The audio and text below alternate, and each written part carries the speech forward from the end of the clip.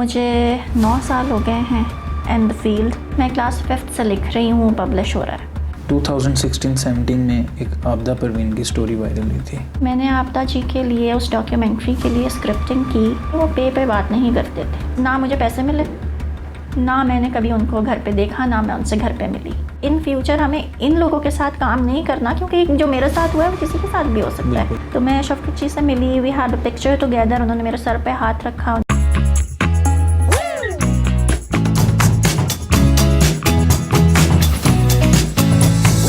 Person of interest के पहले episode में हम आपको खुशामदीद कहते हैं। हमारे साथ आज मौजूद हैं फातिमा हसन जैदी, जो कि पीआर कंसल्टेंट हैं। अस्सलाम वालेकुम, कैसी हैं आप?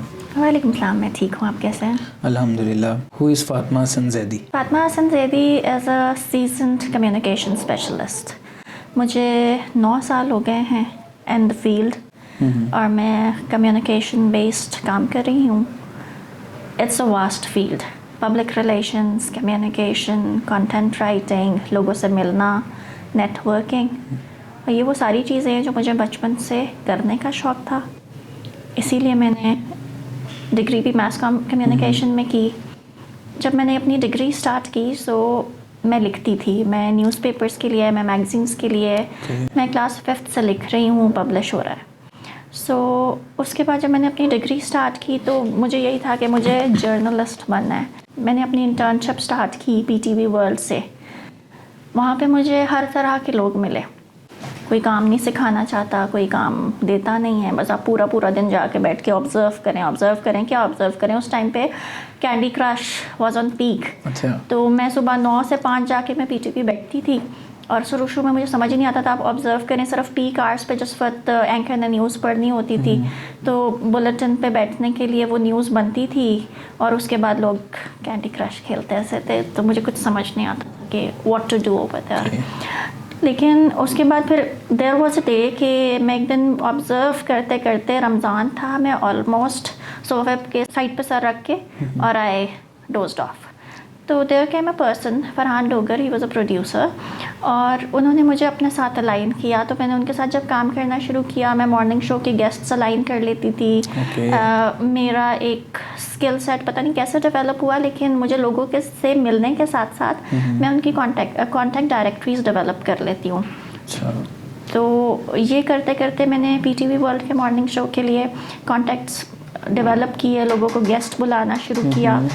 और वहाँ से मुझे इस बंदे ने, फरहान डोगर ने, इन्होंने ये बताया कि अगर आपके पास थिंकिंग कैपेसिटी है, आप सोच सकते हैं, आप लिख सकते हैं, तो उसके बाद आप लोगों से बात अच्छे तरीके से कर सकते हैं।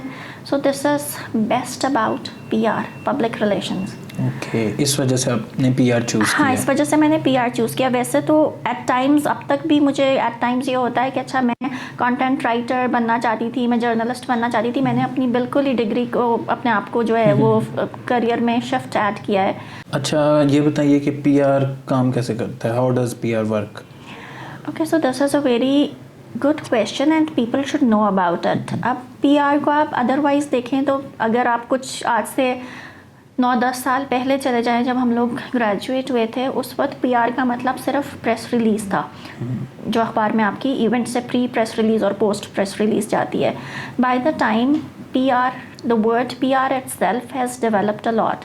अगर अब आप पीआर की बात करें तो इट्स पब्लिक रिलेशंस। सो इस पब्लिक रिलेशंस के अंदर ही अगर आप मीडिया रिलेशंस को देखें तो मीडिया रिलेशंस में you cover the aspect of press releases, press kits, media buying, ये वाली चीज़ आ जाती है। अब अगर आप उसके ब्रॉडर पर्सपेक्टिव पे जाते हैं तो public relations means how you communicate with people, how you develop your connection with people, relationships with people, and how do you maintain it. 2016-17 में एक आपदा परवीन की स्टोरी वायरल हुई थी, आपकी तरफ से थी वो? हाँ जी, जैसे कि मैंने आपको बताया, मुझे लोगों से मिलने का और उनके साथ काम करने का शौक़ है। तो एक बंदा था, this is a good part of it. Ali Raza उनका नाम था, वो ट्रेंडी स्टाइल मैगज़ीन को ओन कर रहे थे। वो मुझे कहीं फेसबुक पे मिले तो उनके साथ मैंने उस मैगज़ीन में लिखना शुरू किया। He was a fashion designer, तो उनका जो फ़ैशन बूथ था वो आबिदा परवीन के घर में नीचे था। वहाँ पे उन्होंने मुझे आबिदा परवीन के बेटे से इंट्रोड्यूस करवाया, सारंग।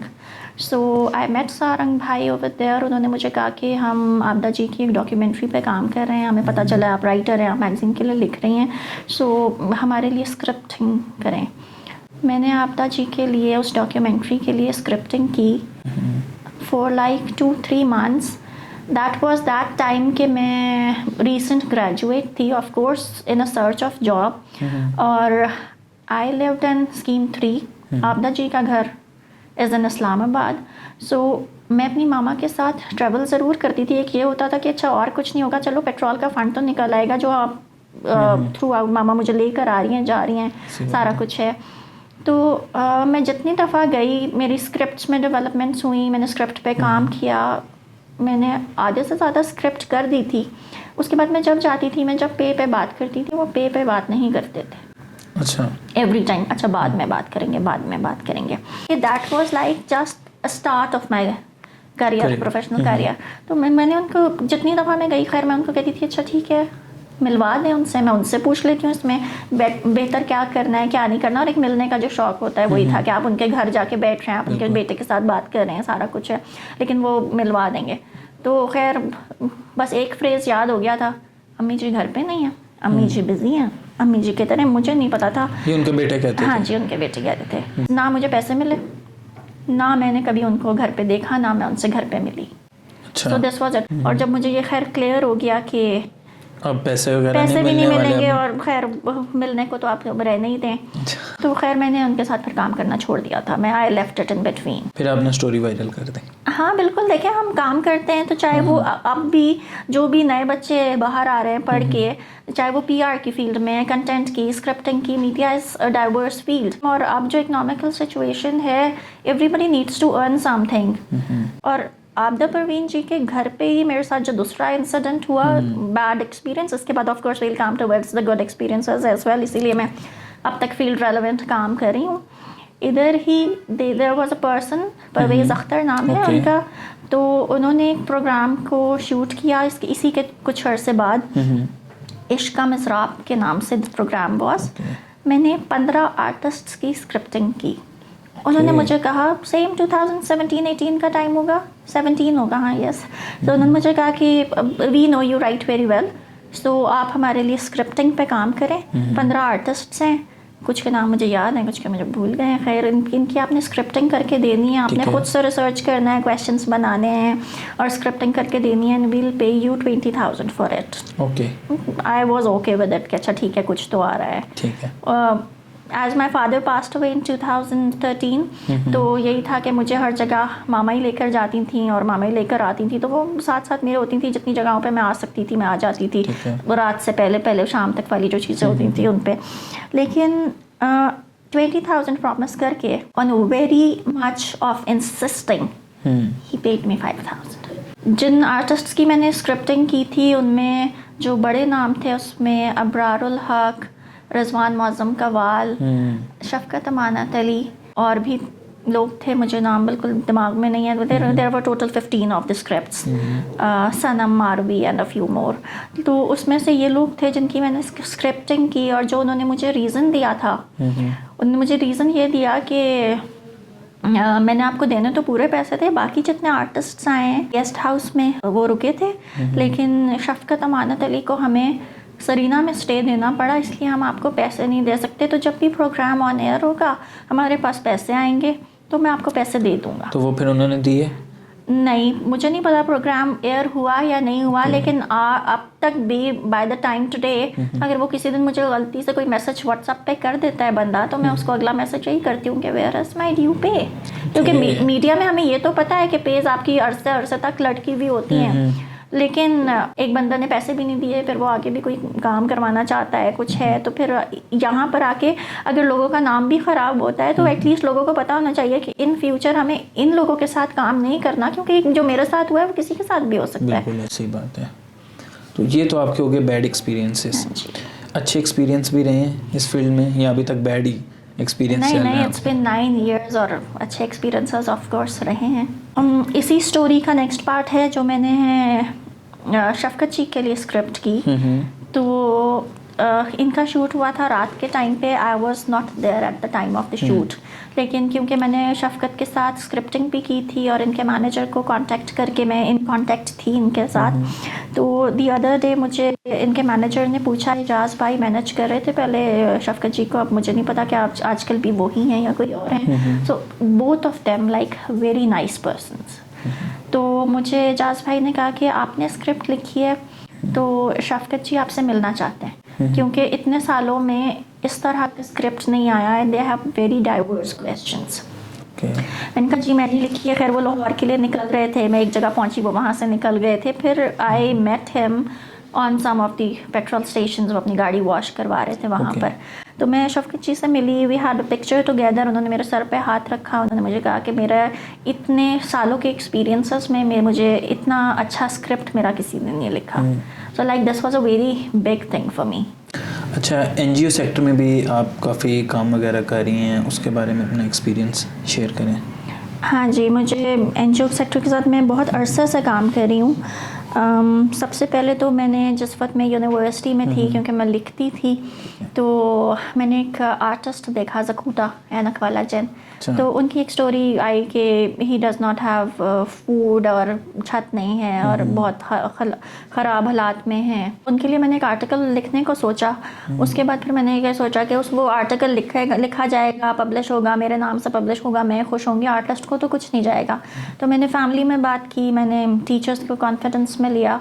तो वो जो मेरा पहला एक चंक था डेवलपमेंट सेक्टर में, वो ये था कि मैंने यूनिवर्सिटी से स्टार्ट किया।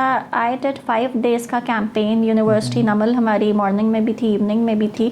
तो मैं क्लास टू क्लास मॉर्निंग में भी गई, इवनिंग में भी गई, जाके अपना इंट्रोडक्शन देती थी, बताती थी ज़कूटा के लिए काम कर रही हूँ और मुझे ज़कूटा के लिए पैसे जमा करने हैं। तो मैं जाके डोनेशंस लेती थी। मैंने with in 5 days I got about 1,20,000। तो उस वक्त वो that was a very big amount. और फिर वो एक ऐसे स्टूडेंट के लिए जो रजिस्टर्ड नहीं है, कुछ नहीं है। इसमें मैंने बहुत प्रॉब्लम्स यूनिवर्सिटी से ही फेस की, जिधर एक ग्रुप ऑफ टीचर्स बहुत सपोर्टिव था, लोग बहुत सपोर्टिव थे।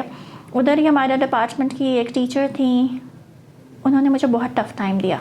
पैसे लेके भाग जाओगी, तुम्हें कौन पैसे देगा, ये है वो है। खैर उन्होंने सिर्फ इस चीज़ में नहीं, उन्होंने मुझे ओवरऑल स्टूडेंट लाइफ में भी बहुत टॉर्चर दिया। और ये वाली चीज़ थी, लेकिन फिर भी मैं उससे इरिटेट नहीं हुई। मैं जो काम कर रही थी वो कर रही थी, क्योंकि मुझे पता था कि मैं कर रही हूँ।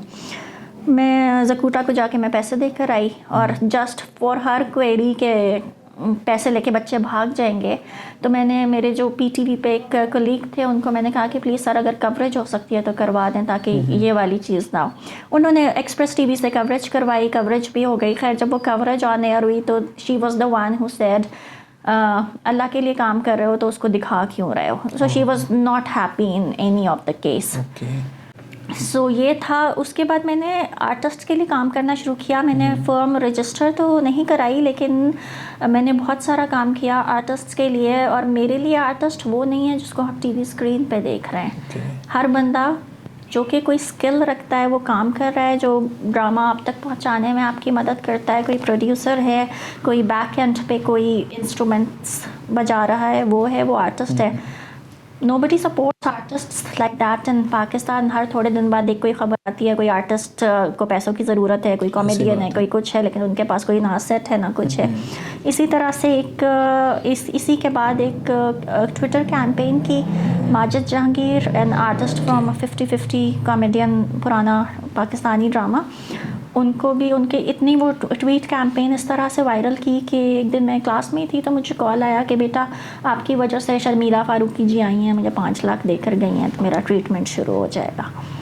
और इसके बाद फिर जो भी आर्टिस्ट मुझे जानते हैं, जमाल शाह हो गए, शेरी बख्शी ब्रदर्स वगैरह, जो भी लोग मुझे जानते हैं, they have contacted me time to time के कोई आर्टिस्ट है। मैं फिर यूनिवर्सिटी से ग्रेजुएट होने के बाद it was less of it, लेकिन जितनी भी डोनेशन होती थी इकट्ठी करके मैं इनको दे देती थी। अच्छा। बाकी का अगर देखा जाए तो मुझे एनिमल राइट्स पे भी काम करने का बहुत शौक है, तो वो देयर इज़ अ पर्सन जो रेस्क्यू करती हैं ऑनलाइन। ऑनलाइन उनका एक पेज है, एनिमल फैंटेसी प्रोटेक्शन, इस्लामाबाद में? इस्लामाबाद में। ठीक है। वो रेस्क्यू करती हैं और वो खुद ही उनकी ट्रीटमेंट वगैरह करती हैं बिल्लियों की और कुत्तों की। तो उनके लिए भी जब भी होता है time to time I do promotional videos for them, क्योंकि मुझे वैसे ही स्ट्रे एनिमल्स मुझे वैसे ही बहुत पसंद है। और जो इसमें मेरा सबसे बड़ा मैं आपको कहूँगी जिसमें मैं आपको रिलेट कर सकती हूँ PR को डायरेक्टली, स्पीक ट्रस्ट। मैं अभी भी स्पीक ट्रस्ट के साथ काम कर रही हूँ। सो स्पीक ट्रस्ट के लिए मैं पार्टनरशिप्स बिल्ड करती हूँ। मैं आपको बताती हूँ, स्पीक ट्रस्ट एक ऐसा NGO है जो कि रेयर डिजीज़ेस के बच्चों पे काम कर रहा है। वो डिजीज़ेस जो लाइफ थ्रेटनिंग है वो रेयर हैं। वो रेयर इसलिए हैं कि वो बहुत कम लोगों को होती हैं और उनकी दवाई किसी के लिए भी अफोर्ड करना बहुत मुश्किल है। अभी NGO के पास कोई 8 से 9 बच्चे हैं जो कुछ सफ़र कर रहे हैं हीमोफीलिया से, इट्स ब्लड डिसऑर्डर, और कुछ सफ़र कर रहे हैं स्पाइनल मस्कुलर एट्रोफी से, वो मसल्स का डिसऑर्डर है। और जो हीमोफीलिया की 1 महीने की दवाई इज़ 2,10,000 छोटे बच्चे के लिए। जैसे जैसे वेट बढ़ता है दवाई की प्राइस डोज के साथ इंक्रीज़ होती जाती है।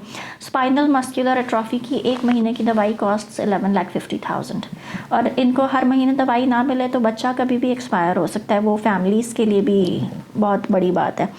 तो मैं इनकी कोई साल से ज़्यादा हो गया है, मैं अभी तक स्पीक ट्रस्ट के साथ मैं इनकी PR कैंपेन्स कर रही हूँ, जिसमें काफ़ी सारे इन्फ्लुएंसर्स से हमने स्टोरीज़ लगवाई। स्क्रिप्ट देते हैं, वो उसको रीड आउट करते हैं, अपनी स्टोरीज़ पर लगाते हैं GoFundMe के लिंक के थ्रू। बहुत अच्छी फंड रेजिंग हो जाती है। अब it is about both.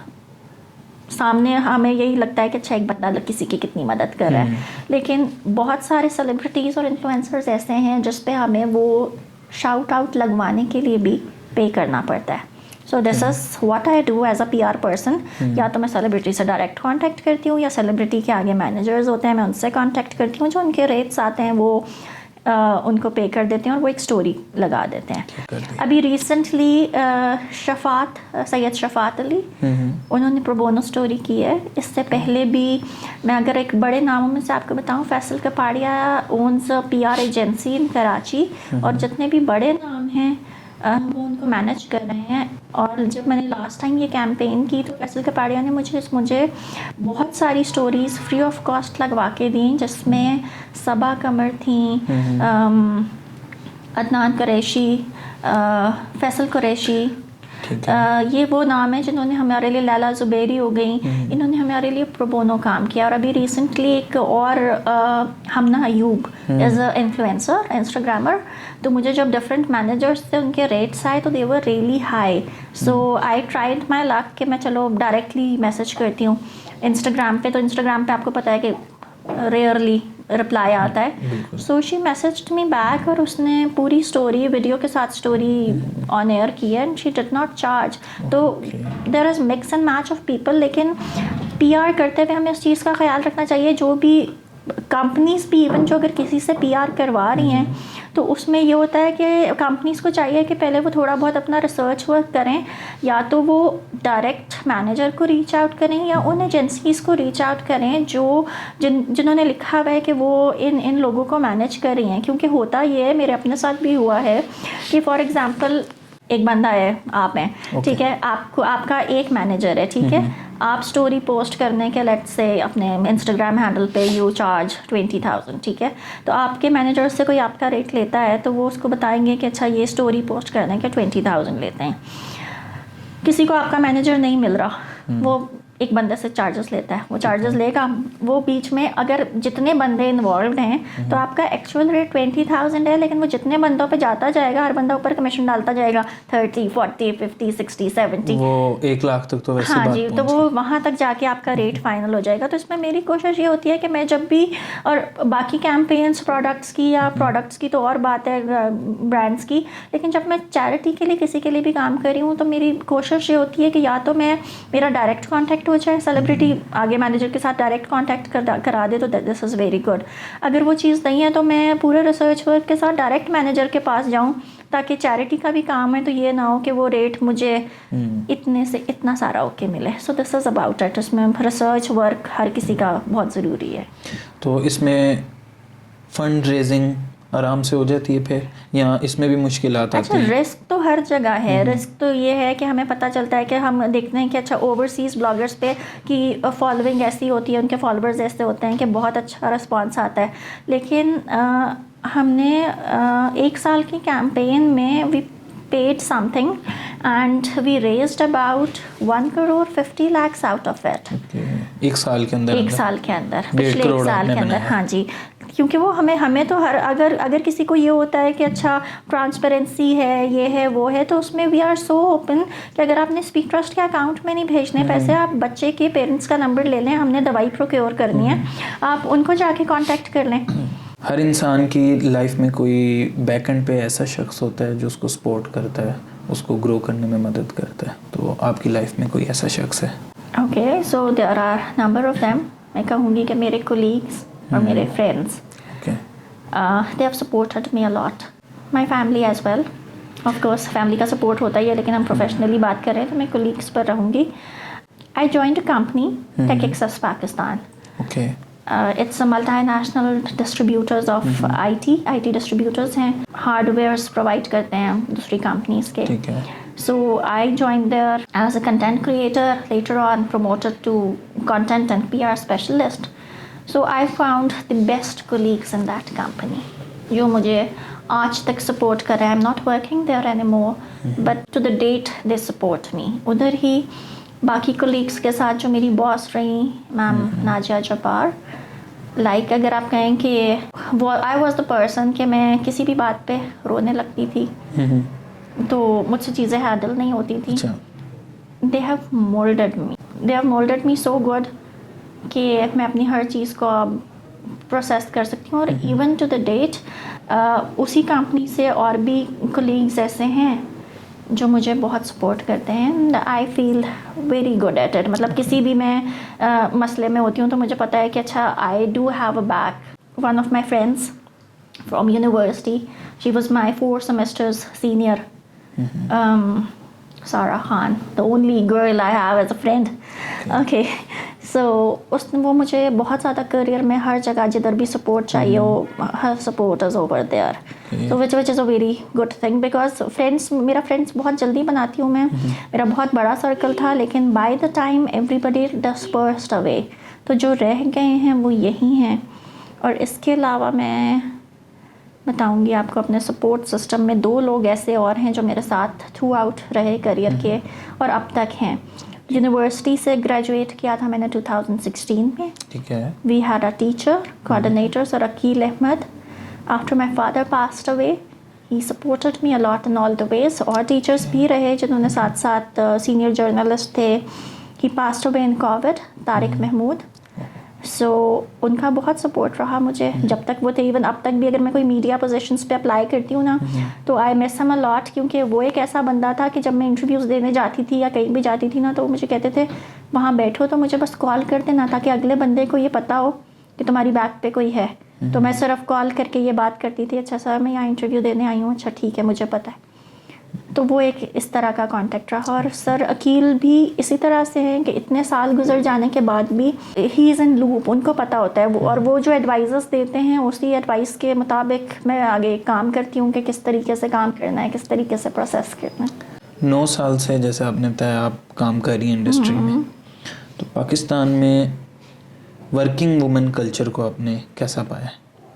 So it's a mix of good and bad.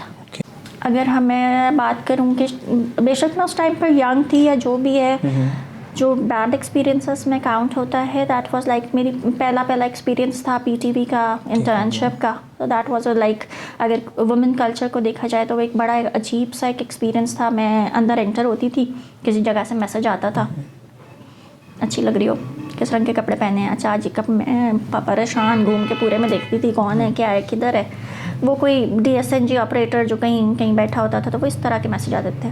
लेकिन फिर वहीं पे अगर अच्छे लोग भी थे तो वहाँ की मेकअप आर्टिस्ट थी बानो आपा, सीनियर आर्टिस्ट थी, उन्होंने मुझे बहुत सपोर्ट किया. उन्होंने खैर उस बंदे को अच्छा खासा जाके डांटा, तो उसके बाद ऐसा कुछ नहीं हुआ.